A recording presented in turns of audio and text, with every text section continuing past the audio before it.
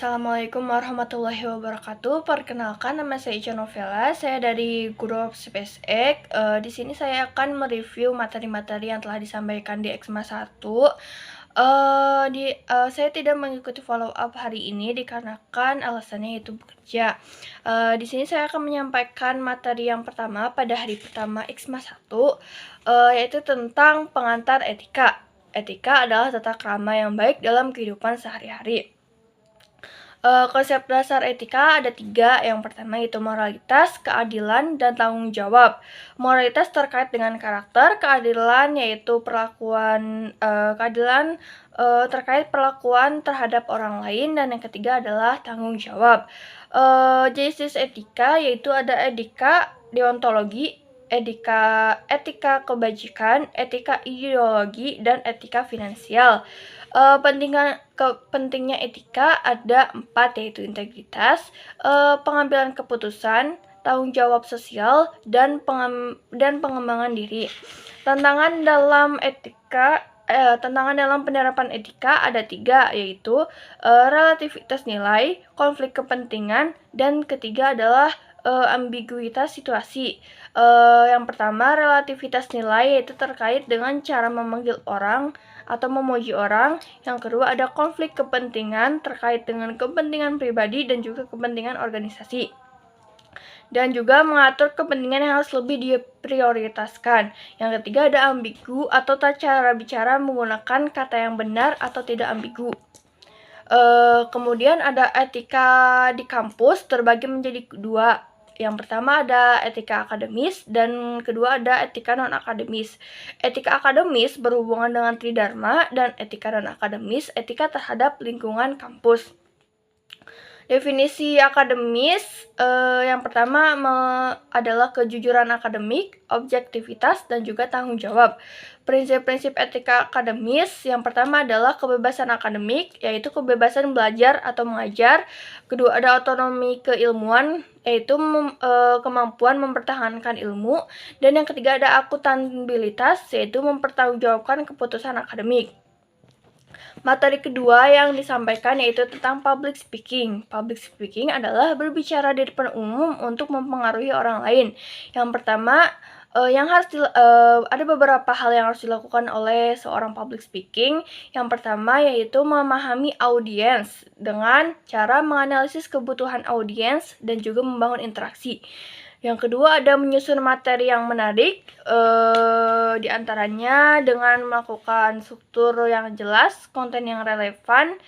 Dan yang ketiga ada mengembangkan kemampuan verbal dengan cara mengatur intonasi yang hidup dan juga bahasa yang persuasif.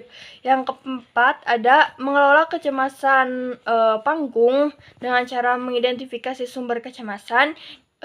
Kedua ada strategi manajemen, dan yang ketiga menghadapi dengan keberanian. Yang kelima ada mengoptimalkan penggunaan alat bantu visual. Yang keenam dengan cara membangun kepercayaan diri dengan cara latihan rutin, umpan balik positif, penggunaan materi, pengenalan diri, kesadaran diri, dan juga semangat belajar. Yang ketujuh ada evaluasi dan perbaikan berkelanjutan dengan cara refleksi diri, umpan balik, dan rencana aksi. Kemudian ada materi yang ketiga tentang peluang karir S1 manajemen, tentang pekerjaan yang relevan bagi seorang sarjana S1 manajemen, yaitu ada tentang keuangan, business development, sumber daya manusia, dan ada pemasukan. Profil lulusan manajemen ada 4, yaitu tentang kemampuan seorang S1 manajemen, yaitu ada 1 kemampuan analisis tentang analisis data untuk pengambilan keputusan. Yang kedua ada kemampuan komunikasi, ketiga ada kemampuan kolaborasi, dan keempat ada kemampuan beradaptasi. Pengembangan karir profesional pada S1 manajemen ada kursus dan sertifikasi, pengembangan keahlian, program magang, dan juga mentoring. Untuk materi yang terakhir yaitu tentang MSA untuk pemahaman atau evaluasi kampus untuk wadah kebutuhan mahasiswa.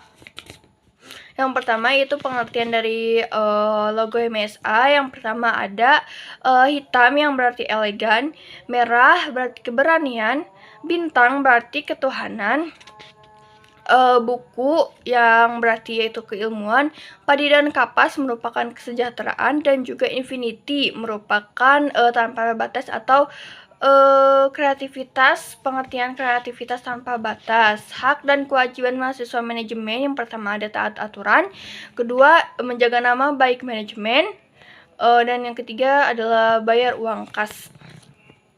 Ada pengertian dari P3IM yang merupakan singkatan dari pendidikan, penelitian, pengajian, dan isu manajemen. Oh ya, pengertian dari ekskursi yaitu X itu masuk, kursi itu kelas. Yang pertama ada PKO, pengembangan kepribadian organisasi, yang merupakan jantung MSA. Tugasnya mengelola masyarakat manajemen. Ada divisi 1 yaitu kaderisasi, yaitu membentuk karakter MSA. Yang kedua ada divisi kesekretariatan, menjaga atau mengelola inventaris. Prokernya yaitu seperti Pilkaang, ESMA 2, RTL atau rencana tingkat lanjut, dan juga makrab. Yang selanjutnya ada MIKJ yang merupakan media informasi, komunikasi, dan jaringan. Terbagi menjadi 3 divisi. Yang pertama adalah media sosial atau mengelola company profile. Yang kedua ada manajemen bisnis, melakukan merchandise atau collab with corp. Ada divisi 3 yaitu humas, hubungan masyarakat. Kegiatannya seperti studi banding ke kampus lain dan mengelola surat menyurat. Yang ketiga ada PLM atau pengabdian lingkungan masyarakat, dibagi menjadi 2 divisi, yaitu yang pertama divisi edukasi dan divisi edukasi. Kemudian pada materi MSA sendiri diajarkan tentang GISEK. G-nya itu Global Outlook atau pengawasan luas. S-nya ada Simple Behavior atau kesederhanaan. Ketiga ada etik, merupakan tentang pengertian tentang etika, dan juga corporate, yang merupakan perusahaan, dan yang terakhir adalah togetherness atau kebersamaan. Mungkin itu yang dapat saya sampaikan melalui materi-materi yang telah disampaikan pada EXMA 1. Saya Ica Novela.